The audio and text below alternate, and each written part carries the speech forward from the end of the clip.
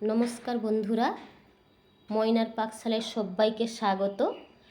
আজ আমি অত্যন্ত উপকারী একটি খুবই স্বাস্থ্যকর একটি শরবতের রেসিপি নিয়ে আপনাদের সামনে চলে এসেছি। ভীষণ গরম পড়েছে।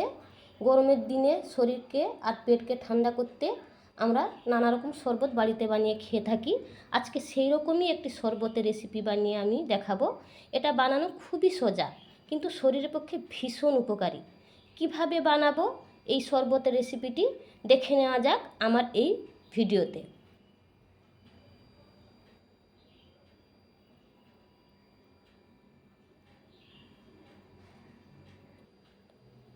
চলে এলাম ওই শরবতটি বানানোর জন্য কি কি লাগবে দেখে নিন। এখানে শসা আছে, গাজর, লেবু, কাঁচা হলুদ, আদা, বিট এবং এটা চিয়া সিড। এটা যদি আপনাদের ঘরে থাকে দিতে পারেন, না থাকলে না দেওয়ার কোনো দরকার নেই। আর এখানে লাগছে তুলসী পাতা, ধনে পাতা এবং পুদিনা পাতা। এই সব উপকরণ এগুলো সব জলে ভিজিয়ে রাখতে হবে আগের দিন রাত থেকে, বা সকালেই ভিজালেই হবে। যে কোনো টাইমে আপনারা খেতে পারেন এই ভিজানো জলটি। সকালে খেতে পারেন, দুপুরে, সন্ধ্যায়, যে কোনো টাইমে খেতে পারেন।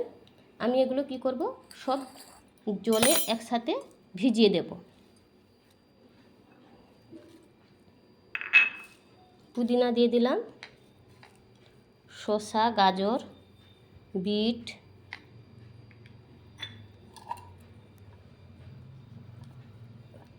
লেবু, আদা, সমস্ত কিছু আমি জলে ভিজিয়ে রাখলাম। এইভাবে আপনারা ভিজিয়ে রাখবেন আগের দিনের রাত থেকে বা সকালে।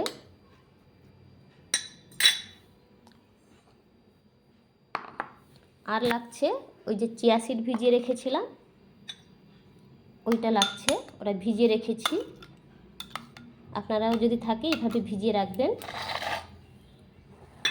তো ভেজানো আমার হয়ে গেল। আমি আপনাদেরকে দেখানোর সুবিধার্থে আমি রাতে কিন্তু ভিজিয়ে রেখেছিলাম। এই যে দেখুন, এই যে ভিজিয়ে রেখেছি সমস্ত কিছু উপকরণ। আপনাদেরকে যে যে উপকরণ দেখালাম সমস্ত কিছু উপকরণ দিয়ে আমি ভিজিয়ে রেখেছিলাম আগের দিন রাত থেকে। দেখুন কত সুন্দর কালার এসছে। যেহেতু বিটটা দেওয়া হয়েছে তার জন্য কালারটা খুব সুন্দর এসেছে।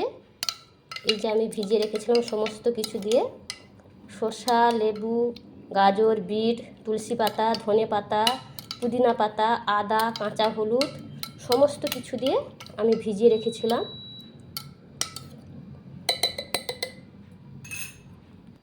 শরবতটি এবার আমি ছাঁকনি দিয়ে শরবতটি ছেঁকে নেব গ্লাসে।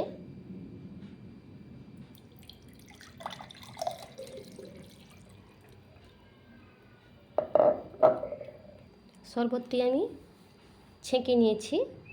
এই শরবতটি খেলে সারাদিন কিন্তু শরীর খুব সতেজ থাকে এবং পেট পরিষ্কার থাকে, গ্যাস অম্বল থেকে মুক্তি পাবেন। আশা করি আমার এই শরবতের রেসিপিটি যদি আপনাদের ভালো লেগে থাকে তাহলে আপনারা বাড়িতে বানিয়ে খাবেন এবং বাড়ির অন্যান্য সদস্যদেরকেও খাওয়াবেন। আমি এখানে 1 চামচ করে চিয়া সিড দিয়ে দিলাম। আপনারা যদি থাকে আপনারা ব্যবহার করতে পারেন, যদি না থাকে না দেওয়ার দরকার নেই।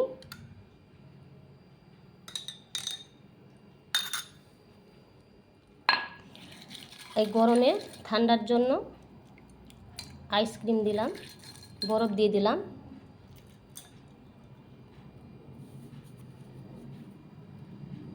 আপনাদের যদি এই রেসিপিটি আপনাদের ভালো লেগে থাকে তাহলে আমার চ্যানেলটিকে সাবস্ক্রাইব করবেন এবং রেসিপিটি দেখে আপনার বন্ধু বান্ধব এবং রিলেটিভদের সাথে শেয়ার করবেন এবং বাড়িতে বানিয়ে অবশ্যই আপনারা এই শরবতটি খাবেন, এই উপকারী শরবতটি। আমার ভিডিওটি দেখার জন্য আপনাদেরকে সবাইকে ধন্যবাদ। আজকে এই পর্যন্তই। ভালো থাকবেন, সুস্থ থাকবেন।